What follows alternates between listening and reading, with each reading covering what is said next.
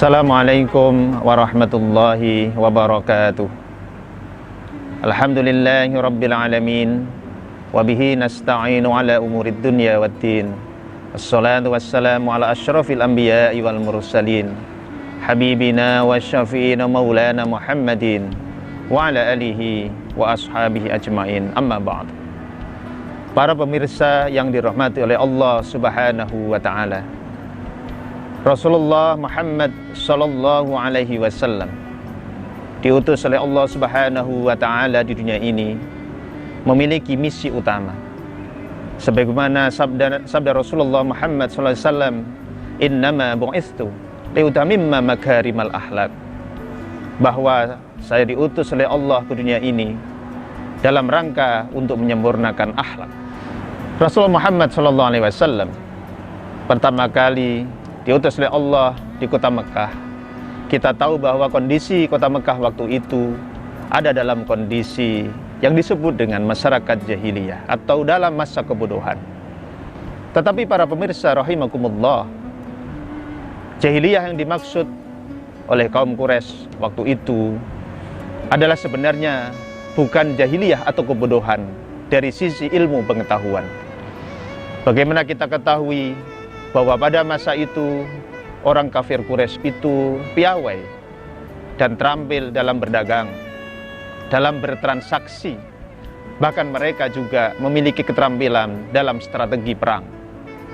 Oleh karena itu, tidaklah mereka sebenarnya dalam sisi kebodohan dalam ilmu pengetahuan ataupun teknologi, di mana akidah orang kafir Quraisy waktu itu sudah melenceng dari ajaran Nabi Ibrahim alaihissalam, dan juga melenceng dari sisi akhlak, di mana akhlak dan perilakunya telah jauh dari akhlakul karimah.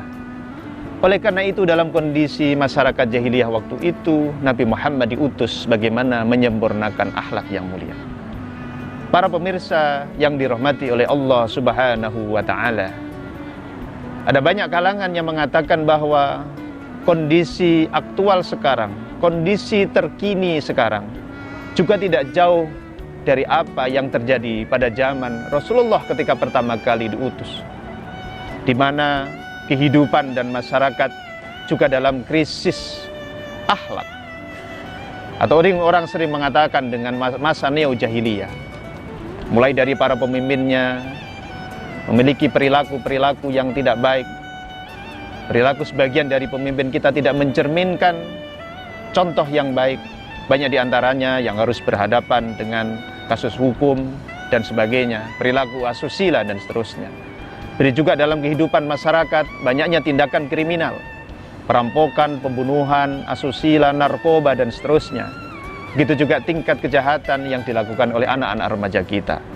Sehingga banyak kalangan yang mengatakan kondisi sekarang itu juga seakan-akan neo jahiliyah seperti ketika Rasulullah diutus.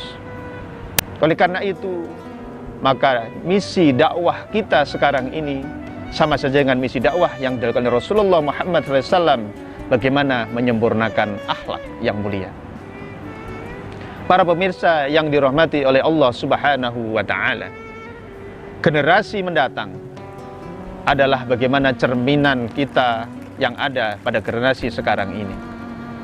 Ada seorang tokoh nasional yang mengatakan bahwa untuk mencetak generasi yang pintar tidaklah sulit, tetapi mencetak generasi yang benar lebih sulit.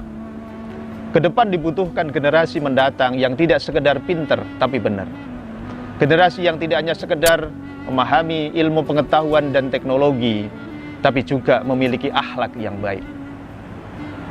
Kita lihat bahwa terjadinya mungkin kerusakan, baik kerusakan lingkungan, kerusakan moral, dan kerusakan yang pembangunan yang sekarang ini bukanlah disebabkan oleh orang-orang yang bodoh, tetapi orang-orang yang pintar, tetapi mereka tidak memiliki akhlak yang baik. Jadi, krisis sekarang bukan karena krisis orang pintar, tetapi krisis orang yang benar atau berakhlakul karimah. Oleh karena itu, bagaimana kita mencetak generasi mendatang agar di samping pintar juga benar? Maka yang pertama yang harus kita lakukan adalah bagaimana kita menanamkan keagamaan sejak dini, tidak hanya sekedar menanamkan dari sisi aspek fikih, dari aspek ubudiyah, tetapi juga aspek sosial dari ibadah tersebut. Bahwa muara dari semua ibadah adalah membentuk akhlak yang baik. Dalam Al-Quran dikatakan misalkan ibadah sholat, innas sholata tanha anil fahsya'i wal munkar. Sesungguhnya sholat itu adalah bisa mencegah perbuatan keji dan mungkar. Sholat tidak hanya bagaimana membangun hablum minallah secara baik. Ketika kita mulai takbiratul ihram, kita bertakarrub kepada Allah, tetapi juga bagaimana membangun hablum minan nas. Di saat ketika akhir salam kita mengucapkan assalamualaikum sambil menoleh ke kanan. Artinya bahwa setelah sholat kita harus bisa memberikan doa keselamatan. Bahwa ingat, di samping kita, di kanan kita adalah ada tetangga kita, ada saudara kita. Maka seharusnya seseorang yang bisa menegakkan sholat secara baik bukan ketika di dalam sholat, tetapi akhlak dan perilakunya terlihat ketika setelah sholat. Orang yang sholat baik seharusnya setelah sholat dia harus baik kepada tetangganya, dia harus baik kepada kawannya, kepada teman kerjanya. Perilaku sholat dilihat bagaimana setelah dia melakukan sholat. Begitu juga ibadah-ibadah yang lain. Ibadah puasa tidak hanya sekedar menahan makan dan minum saja, tetapi juga menimbulkan rasa empati, rasa simpati kepada sesama yang membutuhkan. Bahkan ketika kita puasa Ramadan, sebelum kita akhiri dengan zakat fitrah, maka puasa kita tidak diterima. Yang kedua adalah bagaimana kita bisa menanamkan akhlak kepada generasi mendatang dengan cara memberikan contoh seperti Rasulullah mencontohkan kepada para sahabat. Laqad kana lakum fi Rasulillahi uswatun hasanah. Bahwa Rasulullah itu adalah tidak hanya sekedar bisa memerintah, tidak hanya sekedar bisa memberikan petunjuk, tapi juga memberikan contoh. Rasulullah ada role model, bagaimana seorang guru, seorang pengajar, tapi juga seorang pendidik, karena dia bisa memberikan contoh yang nyata kepada para sahabat.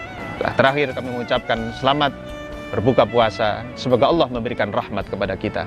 Allahumma fiqh ila umit tariq. Wassalamualaikum warahmatullahi wabarakatuh. Acara ini dipersembahkan oleh Pengurus Wilayah Ikatan Sarjana Nahdlatul Ulama Kepulauan Riau.